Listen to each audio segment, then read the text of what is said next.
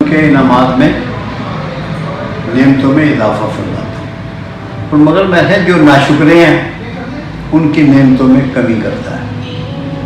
میں ہے پاکستان میں مجھے کوئی ایک شخص بتائیں جس کی زبان پر کلمہ شکر ہو، موسم کا، حالات کا، حکومت کا، عہدیداروں کا، رشتہ داروں کا، برادری کا، پڑوسیوں کا، ملازموں کا، خوراک کا، لباس کا، سبزی کا، پھل کا، دودھ کا، گوشت کا، شہد کا، ہر چیز کا سارا دن نقائص بیان کرتے ہیں اور چاہتے یہ ہیں کہ اللہ کے انعامات ان پر برستے رہیں۔ شکر گزاری شروع کر دو، نعمتیں برسنی شروع ہو جائیں گی۔ یہ پیغام رہ گیا تھا۔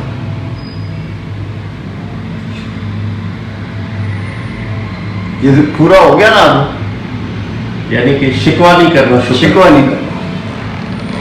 اللہ نے یہ زبان شکوے کے لیے دی نہیں، شکر کے لیے دی ہے۔ بابا جی کسی صاحب نے فرمایا تھا کہ شکر کے بھی دو طریقے ہیں، اس کی وضاحت فرمائیں۔ نہیں، تو بہت سے طریقے ہیں شکر کے۔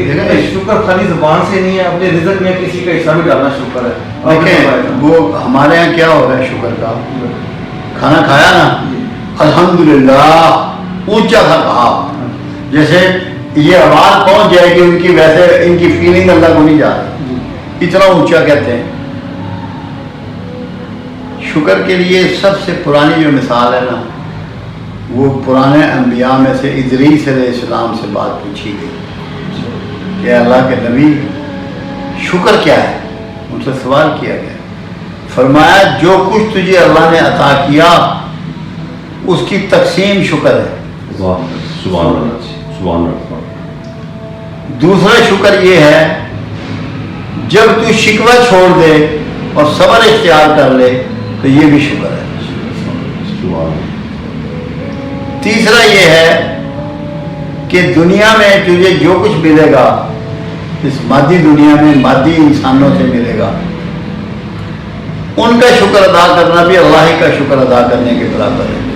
کیوں اگر جو آپ سے ڈیل کر رہا ہے اس کا شکر ادا نہیں کرتے تو آپ اللہ کے بھی شکر گزار نہیں ہوتے۔ لوگوں کو مسکرا کے ملنا، ان کی عزت افزائی کرنا، ان کی حوصلہ افزائی کرنا، ان کی مایوسیوں میں کمی کا سبب بننا، ان کو پر امید رکھنا، یہ سب شکر کے پہلو ہیں۔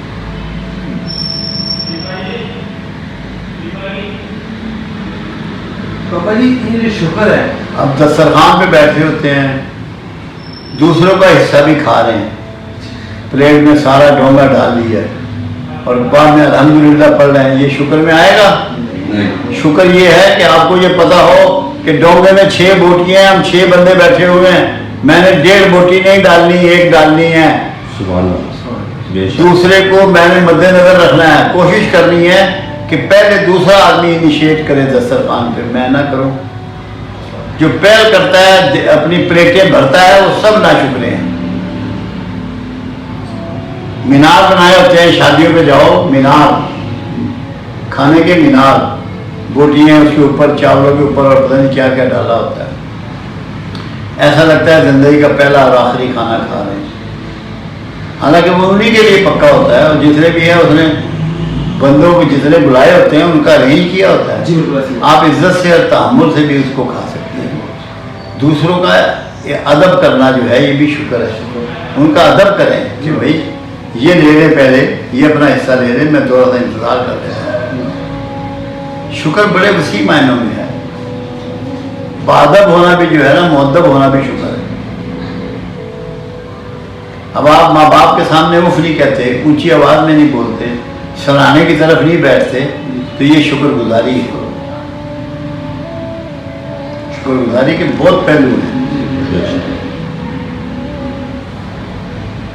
بابا جی ہم اللہ کی مرضی کے بغیر شکر ادا کر سکتے ہیں؟ اگر اس طرح آپ جائیں پھر تو جو قتل کر رہے ہیں وہ بھی اللہ کروا رہا ہے آپ سے۔ نہیں، دیکھیں اللہ نے سسٹم دیا، قرآن میں اللہ نے واضح کر دیا، ہم ہی الہام کرتے ہیں تقویٰ، اور ہمیں نے الہام کیا فسق و فجور، دونوں چیزیں تمہیں بتا دی، ان میں سے چوائس تمہاری ہے کہ تم اللہ کی طرف جاتے ہو یا تم شیطان کی طرف جاتے ہو. یہ تمہارا اختیار ہے, اسی وجہ سے تمہاری پوچھ ہوگی. دیکھیں جو سسٹم ہے نا سارا, میں نے آپ کو بتایا کہ اس میں فسق و فجور اور تقوی دونوں اللہ نے الہام کیا ہے. جی باقی آپ کا جو اختیار ہے جو استعمال کرتے ہیں اسی سے آپ یا شر میں ہیں یا خیر میں. توفیق کا مطلب یہ ہے کہ آپ کی صحت ٹھیک ہو, آپ کے حالات ٹھیک ہو. باقی فیصلہ آپ کا ہے کہ آپ شیطان کے پیروکاروں میں شامل ہونا چاہتے ہیں یا رسول اللہ صلی اللہ علیہ وسلم کے پیروکاروں میں شامل ہونا چاہتے ہیں. ہم لوگ جو ہے نا بعض اوقات اتنا زیادہ یہ کہہ دیتے ہیں کہ اللہ کی مرضی نہیں سی میں نماز نہیں پڑھی. اللہ کی تو یہ مرضی نہیں ہے کہ آپ نماز نہ پڑھیں, یہ تو شیطان کی مرضی ہوگی. یہ تو شیطان کی مرضی. مطلب اس کو آپ نے سمجھنا ہے کہ آپ جو بھی کر رہے ہیں اس میں اللہ کی مرضی یہ ہے کہ اللہ نے پروگرام دیا ہے آپ کو, عمل آپ نے کرنا ہے اس پہ. آپ چاہے جو شیطان کے پیچھے چل پڑیں چاہے رحمان کے پیچھے چل پڑیں. میں سمجھتا ہوں بابا جی جتنے جو اچھے کام میں زندگی میں کرتا ہوں, کوئی بھی اچھا کام ہے, یہ اللہ تعالیٰ نے مجھے توفیق دے دی ہے, اور اللہ تعالیٰ مجھے برے کام کی توفیق تو نہیں دے گا نا. یہ آپ نے اللہ سے ریکویسٹ کرنی ہے کہ یا اللہ مجھے گناہوں سے بچا, برائیوں سے بچا, شیطان کے شر سے بچا, نفس کے شر سے بچا. دعا ضرور کرنی ہے, نفس کا شر اور شیطان کے شر. میکسیمم کام ہم نفس کے شر کی وجہ سے کرتے ہیں, کچھ کام شیطان کے شر کی وجہ سے کرتے ہیں. کچھ بیمار تھے تو رسول اللہ صلی اللہ علیہ وسلم ان کی خیریت دریافت کرنے ان کے گھر گئے. تو جیسے ہی سامنے آئے تو ابو طالب زور سے پکارے کہ اے محمد, اے میرے بھتیجے, سنا ہے جو تیرا اللہ ہے وہ تیری بہت مانتا ہے. آپ نے فرمایا چچا آپ بھی اس کی ماننی شروع کر دیں, آپ کی بھی ماننی شروع کر دیں. واہ سبحان اللہ. جب آپ اللہ کی فرما برداری اختیار کریں گے تو کوئی وجہ نہیں ہے کہ اللہ آپ کی دعاؤں کو قبولیت نہ بخشے.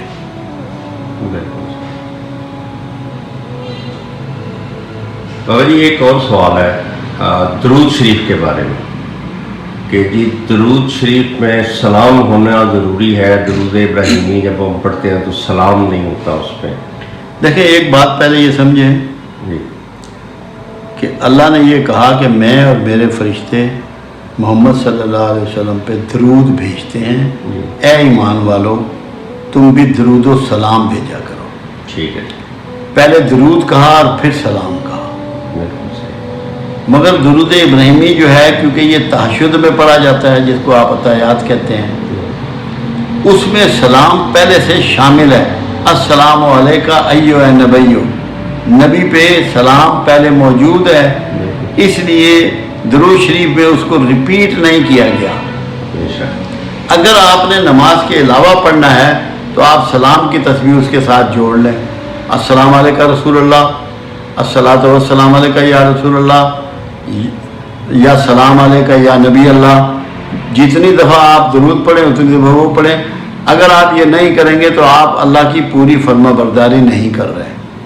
سلام ضروری ہے. ہم تو جو درود شریف پڑھتے ہیں اللہم صلی علی سیدنا و مولانا محمد و بارک وسلم, سلم ہم اس لیے آخر میں لے جاتے ہیں کہ پہلے درود کا حکم ہے اور آخر میں سلام کا حکم ہے. اس عین اللہ کے حکم کے مطابق ہم اس کو. درود شریف میں دو باتوں کا ہونا ضروری ہے کہ رسول اللہ صلی اللہ علیہ وسلم کا نام نامی آئے, کیونکہ رسول تو اللہ نے بہت سے معبوس کیے ہیں. اگر آپ کا نام نہیں آئے گا تو آپ کس رسول پر درود بھیج رہے ہیں, یہ کیسے چیک ہوگا؟ جی بالکل صحیح. اس لیے کملی والے کا نام آنا از بس ضروری ہے, اس کے بغیر آپ کا درود مکمل نہیں ہوگا. اور آخر میں سلام آنا از بس ضروری ہے. درود ابراہیمی میں اس لیے کیونکہ اس کو ڈیزائن ہی نماز کے لیے کیا گیا, تو نماز میں پہلے کیونکہ سلام رکھ دیا گیا اس لیے اس کی چندہ ضرورت نہیں تھی. ایک اور بابا جی کہ بچے کا نام رکھتے وقت کوئی شروع میں جو ہے حروف تہجی اس کا خیال رکھنا شرن کوئی بات یہ ہے, یہ شرن مسئلہ نہیں ہے. جو ہمارا رواج رہا ہے, کچھ چیزیں ایسی ہسٹری ہوتی ہیں رواجوں کی جو بڑی معتبر ہوتی ہے. लोग रसूलुल्लाह सल्लल्लाहु अलैहि वसल्लम के ज़माने में जब बच्चा पैदा होता तो आपके पास ले जाते, आप अपने उंगली मुबारक या शहद लगाकर बच्चे के मुंह में देते और उसका प्यारा सा नाम रखते। ये रिवाज बाद में चलता रहा, असहाब रसूल के पास लोग जाते रहे। बाद में अगर किसी इलाके में कोई वली अल्लाह है तो नाम रखने के लिए बच्चे को वहाँ ले जाते, उससे दुआ भी दिलवाते, सिर पे हाथ फेरवाते और नाम भी रखते। जब भी कभी आपने बच्चे का नाम रखना हो तो यकीनन तलाश करें कि कोई ऐसा मुस्तनद अल्लाह वाला मिल जाए तो उससे रखवाएं।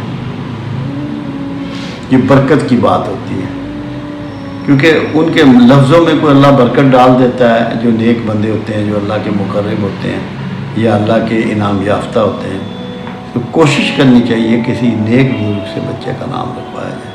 पहला सदियों से यही चला आ रहा था। अब ज़रा मॉडर्न ज़माना हो गया, अब नाम हम रखते हैं कि कौन से ड्रामे में किस कैरेक्टर का क्या नाम आया। बिल्कुल सही। अब हम ड्रामे का नाम बच्चे को देते हैं, बरकत और रहमत नहीं देते। बिल्कुल सही।